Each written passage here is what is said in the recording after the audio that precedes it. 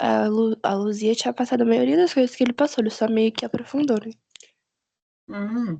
Legal. O Matheus começou a gravar aqui, eu vou começar a aula.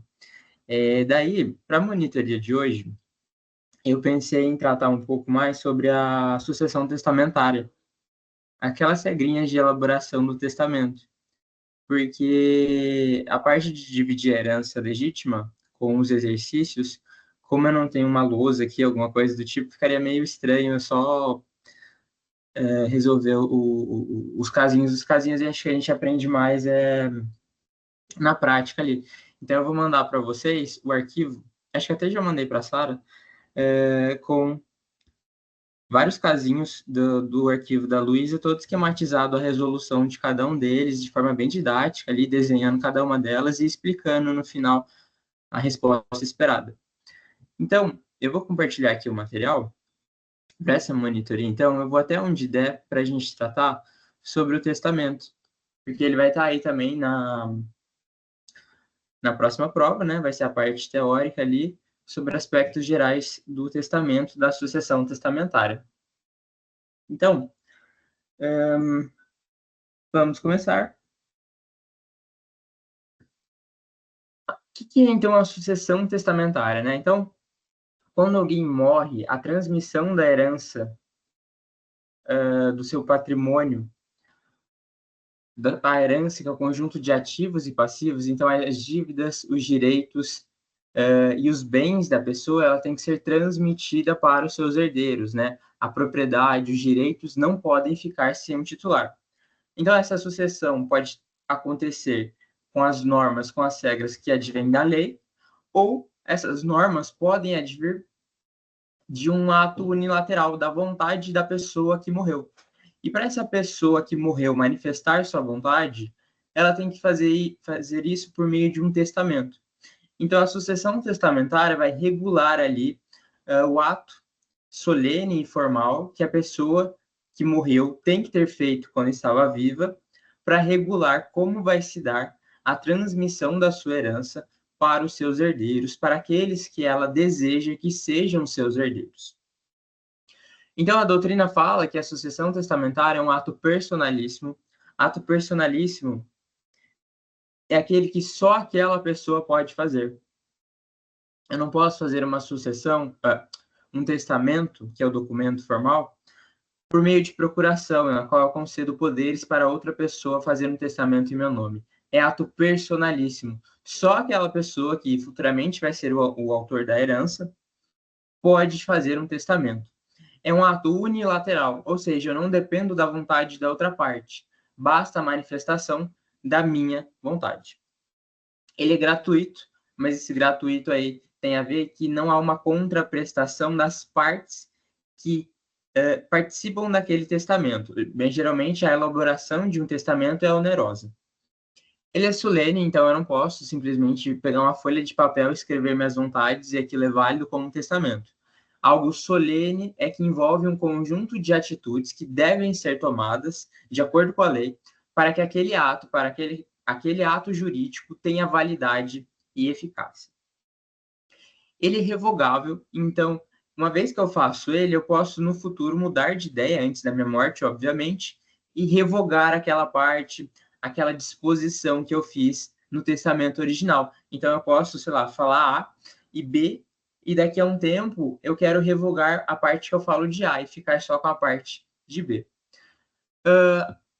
Revogável pelo qual alguém, segundo a lei, então, conforme as regras legais, as regras disciplinadas, dispõe no todo ou em parte do seu patrimônio, ou seja, a sucessão testamentária tem um aspecto, sim, patrimonial, para depois de sua morte, ou determina providências de caráter pessoal ou familiar. No testamento, eu posso tratar, além da herança, além do conteúdo patrimonial, eu posso tratar ali de direitos, de obrigações extrapatrimoniais. Por exemplo, eu posso nomear tutor no testamento. Isso não tem um caráter econômico. Eu posso instituir bem de família no testamento. Isso também não tem caráter econômico.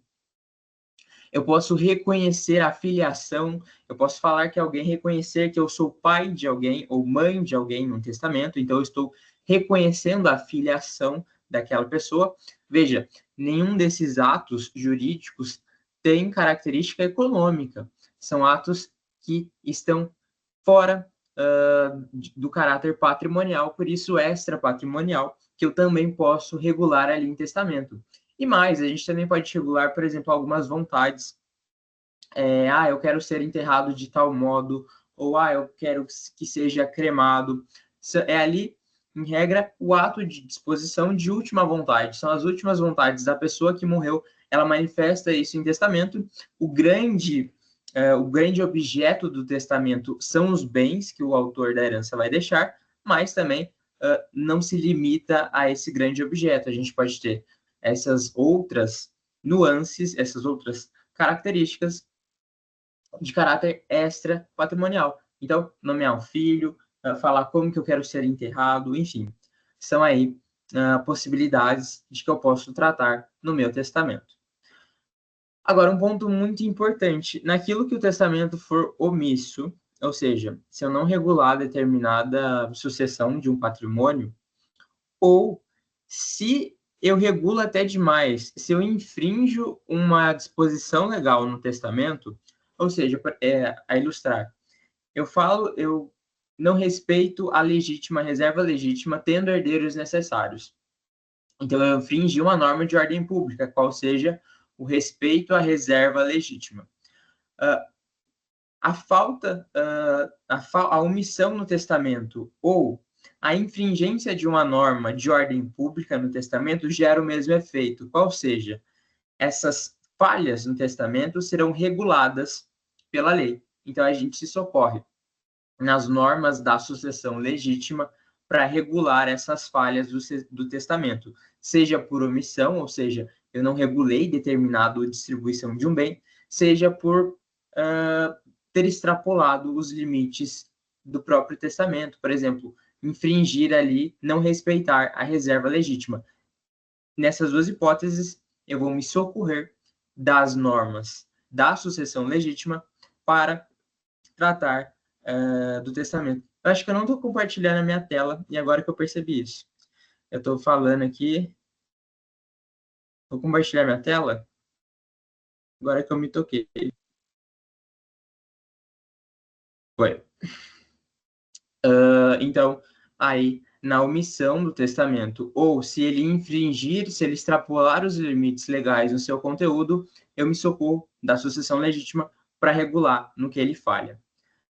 É possível a coexistência da sucessão legítima com a testamentária, então as duas ali, cada qual vai regular um ponto específico, né? Se eu tiver herdeiros necessários, obrigatoriamente é a sucessão legítima que manda. E a outra metade, a reserva disponível, a testamentária, coexiste com a legítima. Então, primeiro tópico importante para a gente ver sobre sucessão testamentária. Lei regente. Qual a lei de qual período eu irei aplicar para analisar a validade, a eficácia de um testamento? A gente vai ter dois momentos para a gente analisar. Enquanto na sucessão legítima, sempre o que importa é o momento da abertura da sucessão, ou seja, sempre a lei do momento que a pessoa que morreu que importa. Na sucessão testamentária, a gente tem que se atentar para duas regras, duas exceções. A gente vai ter a lei vigente do momento da elaboração do testamento para regular os assuntos na capacidade ativa. Ou seja, para eu fazer um testamento enquanto vivo, eu tenho que obedecer às leis que estavam vigentes no momento em que eu estava vivo. Então, hoje, 28 de maio de 2025, se eu quiser fazer um testamento, eu, enquanto testamenteiro, tenho que respeitar as normas do Código Civil de 2002, porque essas são as normas vigentes. O desrespeito às normas do Código Civil de 2002 tornam nulo, né, porque o agente não tem capacidade, as disposições do testamento. Então, a gente vai ver mais para frente uma dos requisitos de validade para o testamento, parte capaz, ou seja, se eu tiver menos de 16 anos, se eu tivesse 15 anos e fizesse um testamento hoje, o Código Civil de 2002 estaria regulando a capacidade ativa minha e ele seria nulo por infringir o Código Civil de 2002. Entretanto, quem vai receber o testamento, ou seja, quem tem capacidade passiva, a gente vai se atentar, ou seja, para eu ser um herdeiro, vai importar a lei que estiver vigente no momento da minha morte. Então, no exemplo que eu dei, se eu fizesse um testamento hoje, 28 de maio de 2025, quem regularia a minha lei é o Código Civil de 2002. Mas, se eu morro daqui a 5 anos e tiver aí o Código Civil de 2026, vamos imaginar hipoteticamente. Se eu morrer em 2029, estaria aí regulando o Código Civil de 2026. E se ele tiver alguma lei, alguma disposição que contrarie quem eu deixei como testamento, como herdeiro no meu testamento, essas pessoas não poderão ser herdeiros. Por quê? Para ser herdeiro, para ter capacidade testamentária passiva, eu tenho que estar de acordo com as normas da lei vigente no momento da minha morte. Esses são os dois grandes pontos que a gente tem que lembrar, porque tem essa diferenciação da sucessão legítima. A sucessão legítima sempre é a lei vigente no momento da minha morte. Sucessão testamentária não. A gente tem esses dois paralelos. Restrições da liberdade de dispor, esse tópico aqui é mais doutrinário. Ele é uma discussão da doutrina que fala que a elaboração de um testamento é meio que uma balança ali, em que o legislador tentou equilibrar a autonomia da vontade privada das pessoas, ou seja, a possibilidade de eu fazer aquilo que eu quero, de eu manifestar as minhas vontades, ou seja, quem eu quero que seja meu herdeiro, quem receba determinado bem ou não, quem eu nomei filho, enfim, todas as minhas vontades ali manifestam nessa autonomia da vontade privada, com o sopesamento da supremacia da ordem pública. Então, é uma balança entre esses dois princípios que norteiam ali a criação do testamento, na hora do legislador fazer as normas para isso. Supremacia da ordem pública reflete as leis de ordem pública, ou seja, leis que a gente não pode deixar de aplicar, em que visam proteger a sociedade, proteger o interesse público que vai além do meu interesse particular. Qual seria uma lei no testamento que protege essa ordem pública? A questão da reserva legítima, né? A reserva legítima é a tentativa do legislador proteger não o indivíduo que está testando, mas sim os seus herdeiros, os seus descendentes, ascendentes e cônjuges. Então, com essa importância da coletividade, o legislador pondera a autonomia da vontade daquele que está testando com o interesse coletivo, que vai além do interesse particular daquele que está testando. E daí aqui disso decorre algumas consequências. A proteção da família, como eu falei, quando ele coloca a possibilidade de dispor sobre a reserva legítima, mas é a exceção, se eu não tiver herdeiros necessários, eu posso livremente dispor. Então, aqui retomo o que é legítima, é a metade separada da minha ação, e doação inoficiosa também, que é um conteúdo mais de contratos, mas a doação inoficiosa é quando o doador, a pessoa tem um bem, e ela doa aquele bem que corresponde a mais da metade do seu patrimônio total. E ela tinha herdeiros necessários, e essa doação a gente vai falar que é inoficiosa, seria uma doação nula. Quem tem herdeiros necessários não pode sair por aí doando mais do que a metade do seu patrimônio, sob pena de ser considerado doação inoficiosa e dos outros herdeiros necessários pleitearem a anulação daquela doação. Então, são aí disposições espalhadas pelo Código Civil na tentativa do legislador de proteger a família do doador também, de certo modo. Superado essas introduções ao testamento, ele tem algumas características importantes. A primeira dela, revogabilidade. Ou seja, eu faço um testamento hoje, mas se daqui a um mês eu mudar de ideia quanto... se eu falar que o carro X vai ficar para o meu filho A, mas se eu mudar de ideia e falar, não, o carro X vai ficar para o meu filho B, daqui a um mês, e quiser manifestar essa ideia, eu vou lá, revogo essa parte do meu testamento e faço a modificação dele. Mas algumas partes, e isso a gente vai ver depois, do testamento, não podem ser revogáveis. Por exemplo, nomeação de filho. A filiação, e se a gente lembra do direito das famílias, é um ato jurídico irrevogável e irretratável. Então, se eu faço a filiação de um filho num testamento, isso é irrevogável, isso é irretratável por causa da característica que a filiação tem de ser irrevogável, de ser irretratável. Segunda característica, unilateralidade. O testamento é um ato personalíssimo. Só aquela pessoa pode dispor, falar, manifestar as últimas vontades que ela quer, né, as suas últimas vontades para depois da sua morte. O Código Civil, no artigo 1863, vale a leitura dele, ele proíbe, ele veda o perdão, o testamento correspectivo ou o testamento recíproco. O que são esses dois testamentos e por que eles são proibidos?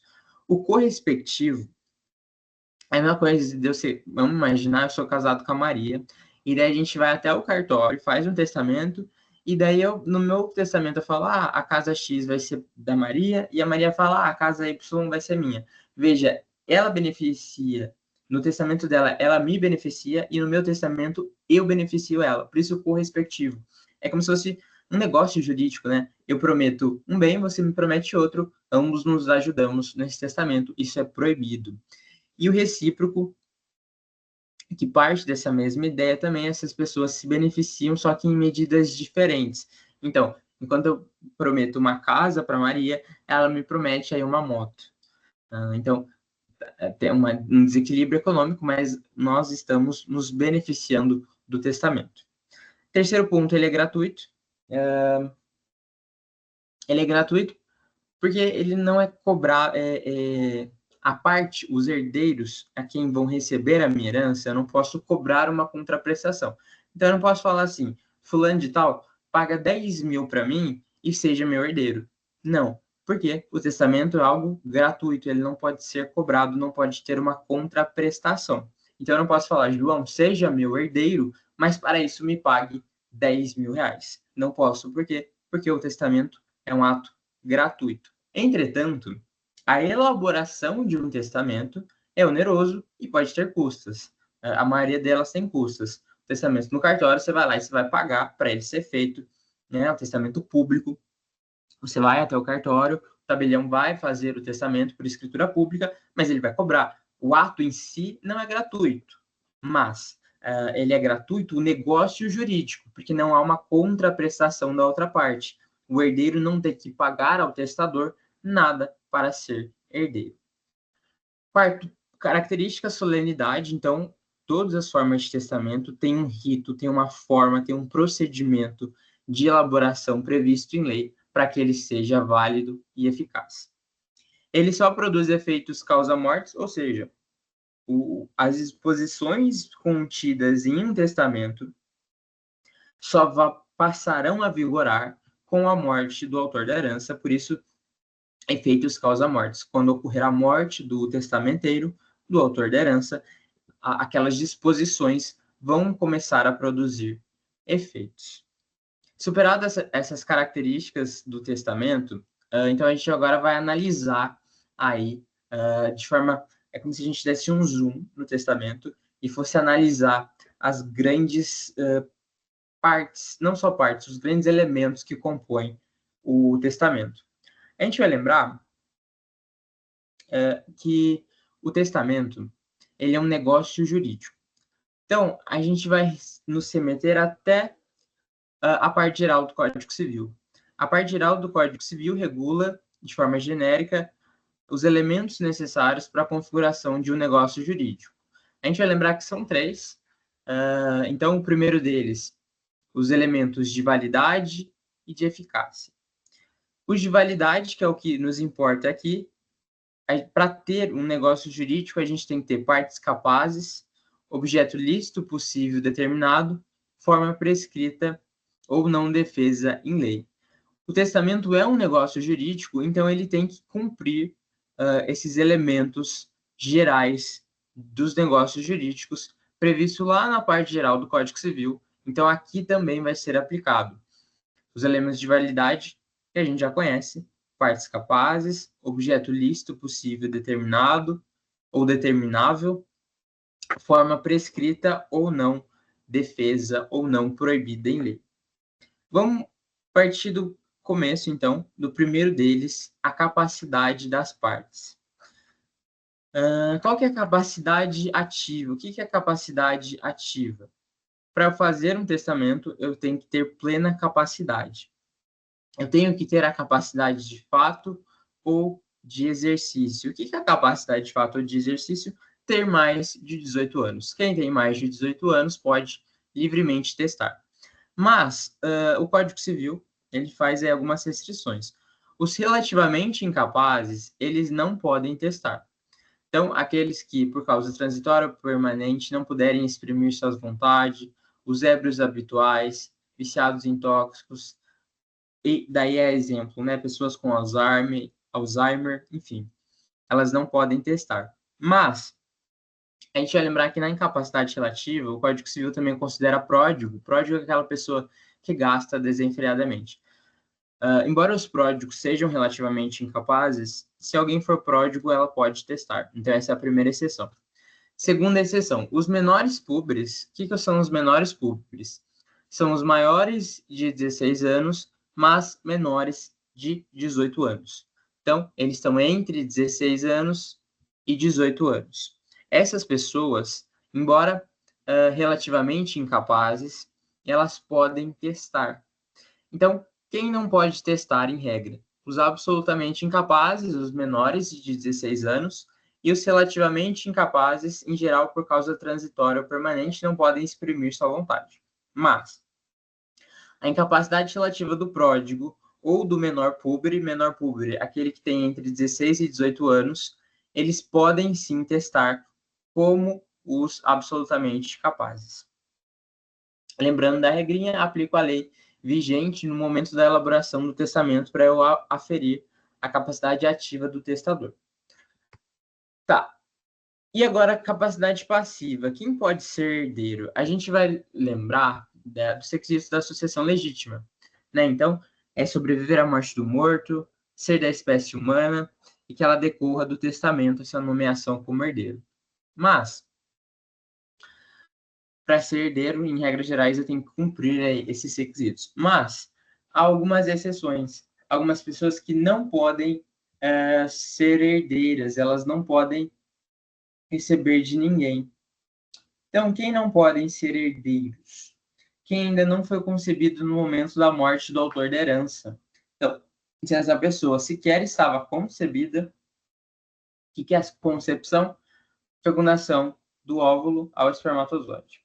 Se essa pessoa sequer aí estava concebida, sequer tinha expectativa de que nasça, ou sequer estava na barriga de uma grávida, essa pessoa não pode ser herdeira. Há uma exceção, é que se o testador falar que o nascituro, ou seja, aquela pessoa que eu tenho a expectativa de que nasça, no prazo de 2 anos, a partir da minha morte, ela pode ser herdeira.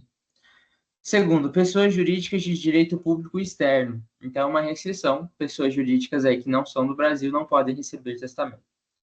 Não podem ser herdeiros. Segundo, relativamente, esses são os casos de incapacidade absoluta, ou seja, essas duas categorias de pessoas não podem receber herança de ninguém. Agora, a gente também tem uma outra exceção. São pessoas relativamente incapazes de serem herdeiras. Elas não podem receber o testamento de pessoas específicas. E está lá no artigo 1801. Quem são essas pessoas?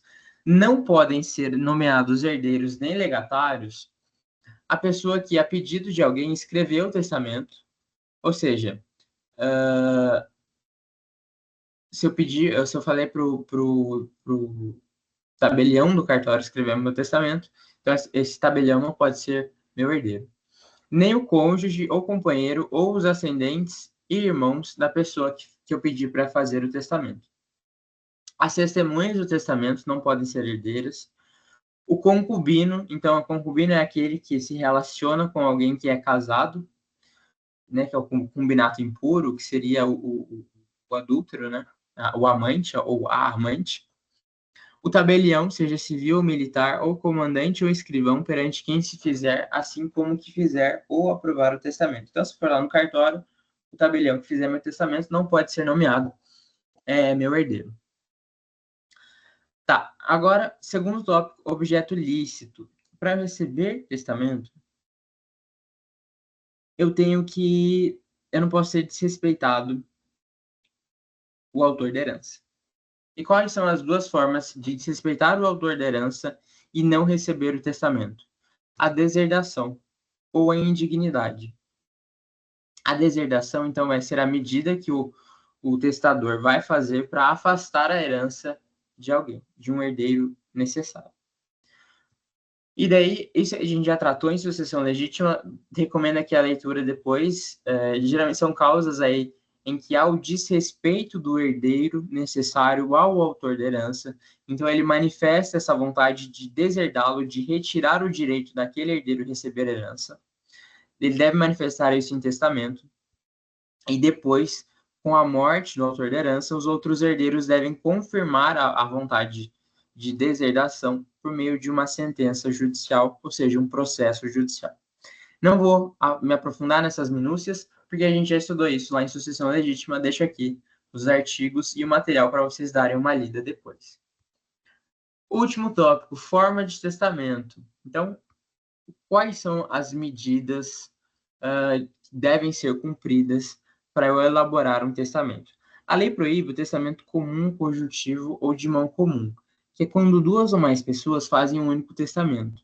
Então, ou seja, imaginar que eu e meu amigo João, a gente vai lá e quer, no mesmo documento, fazer um testamento ali. A gente não pode. Tem que ser o meu testamento e depois ele faz o testamento dele.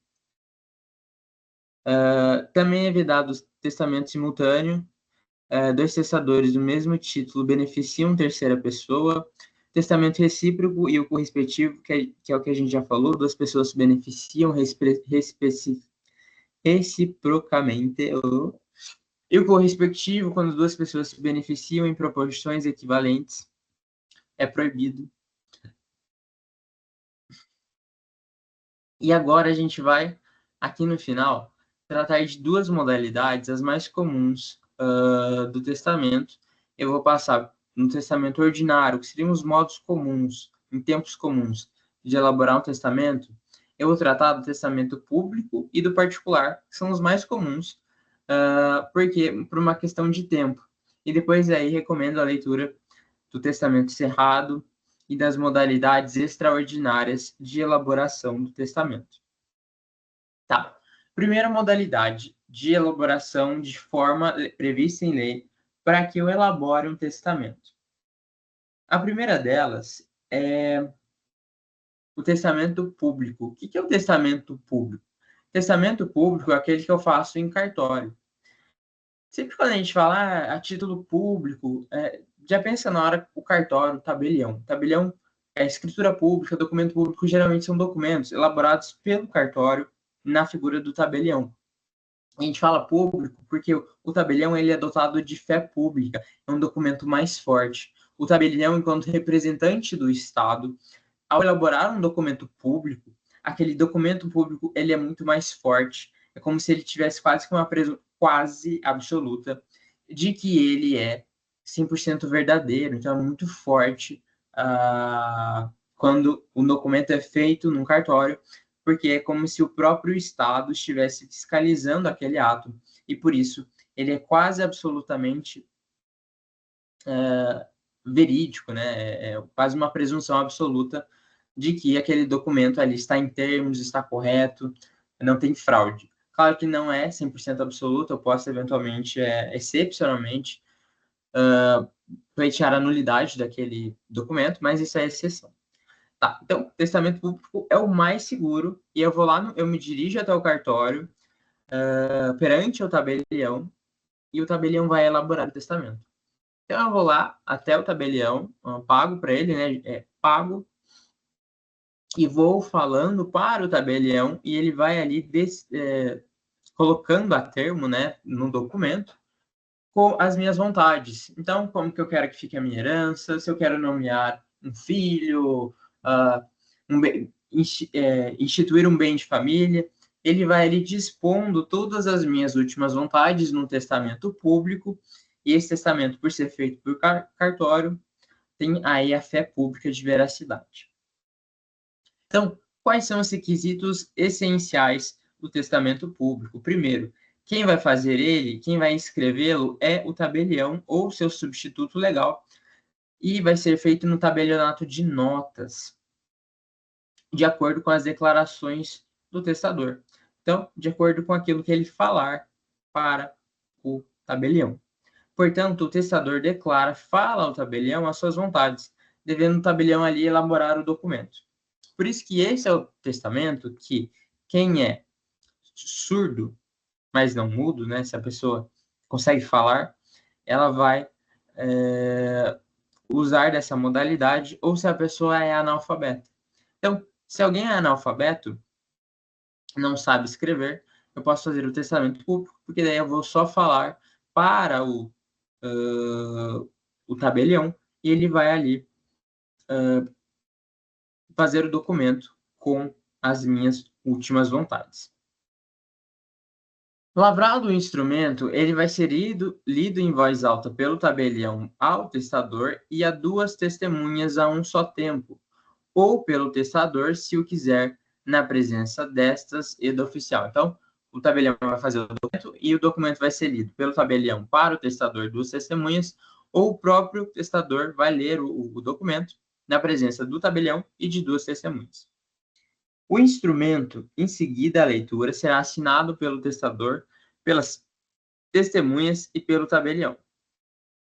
O testamento público pode ser escrito manualmente, ou seja, à mão, a caneta, ou mecanicamente, que seria o ditado impresso. Partes impressas, enfim, ele pode ser impresso. Se o testador não souber ou não puder assinar, no caso de um analfabeto, eventualmente, o tabelião declara esse fato e assinará no seu lugar.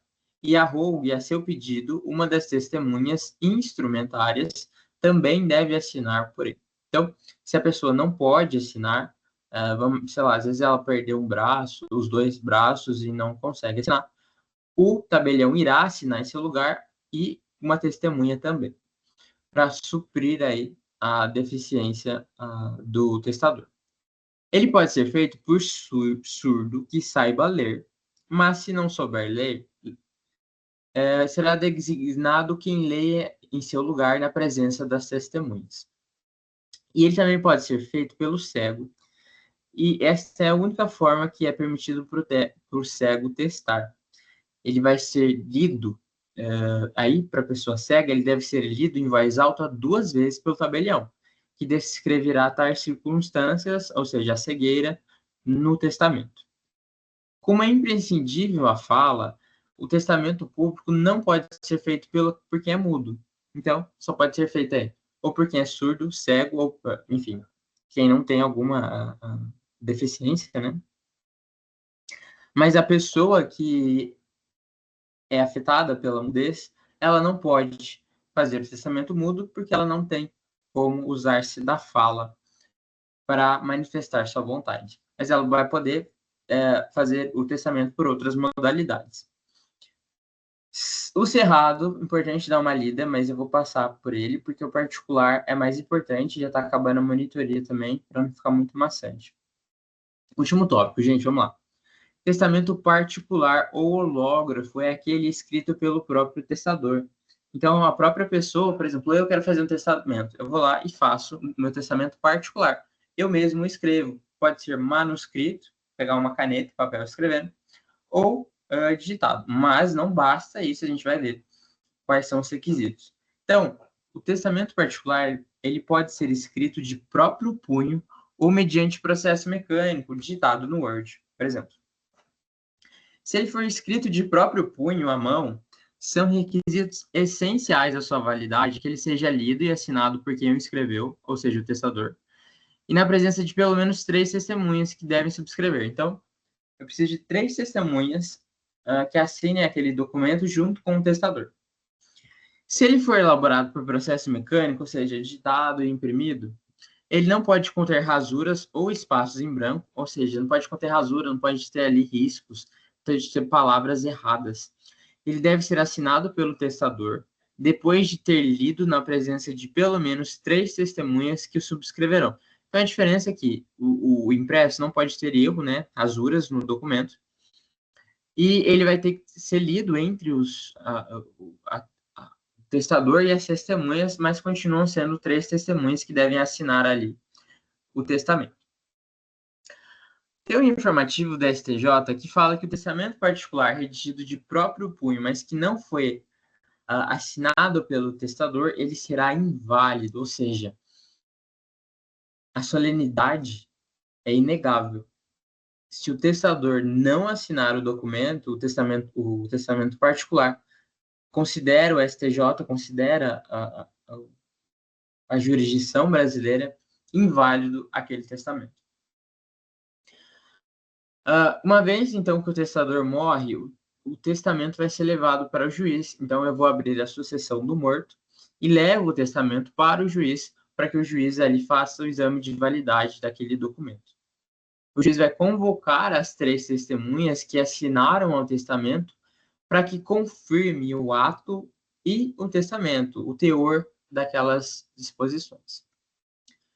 Na ausência de uma ou 2 testemunhas, ou seja, imaginar que eram 3 e uma morreu, mas se pelo menos a presença de uma delas se fizer, o juiz pode, a seu critério, reconhecer a veracidade do documento. Então, vamos imaginar, tinha 3 testemunhas, uma morreu, e só uma compareceu em juízo. Se o juiz tinham que comparecer em juízo as 3, mas se o juiz a seu critério, se o juiz se julgar convencido da veracidade daquele testamento, ele pode falar, não, compareceu uma aqui, mas eu vou dar seguimento, eu vou aceitar esse testamento. O 1879, ele fala de algumas situações excepcionais de risco de morte em que a elaboração de um testamento em próprio punho assinado sem testemunha será válido.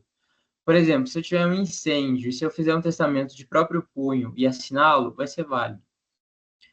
Ou então, se eu for internado por Covid às pressas, era na época da pandemia que eu fiz isso daqui, mas é um exemplo, e fizer aí um testamento de próprio punho, ele vai ser válido. Mas se a pessoa sobreviver àquele evento que tem uma expectativa de morte, de perigo de vida, de que aquela pessoa certamente vai morrer, mas se ela sobreviver, aquele testamento caduca em 90 dias, necessitando realizar nas modalidades ordinárias. Ou seja, previu o legislador que se eu estiver ali numa situação de perigo de vida, em que é quase certo a minha morte, se eu fizer um documento escrito de próprio punho, dispondo da minha herança, aquilo ali vai ser válido. Mas se eu sobreviver, aquele testamento, né, não será mais válido, porque o intuito era que ele fosse válido em virtude da morte iminente, nas pressas. Se eu sobreviver, então depois que eu faça um outro ali, nas formas ordinárias, um testamento cerrado, público ou particular, qual seja. Aqui tem modalidades extraordinárias de testamento, recomendo as leituras do material e principalmente do Código Civil. E é isso que eu queria tratar na monitoria de hoje. Espero que vocês tenham uma ótima prova, a última prova do semestre. Qualquer dúvida, eu estou à disposição. Pode me mandar no WhatsApp, no Instagram. Eu mando os materiais, tiro dúvida. Estou sempre à disposição para ajudar vocês. Espero que vocês tenham gostado da monitoria esse ano. Boa prova, bons estudos e até mais, pessoal.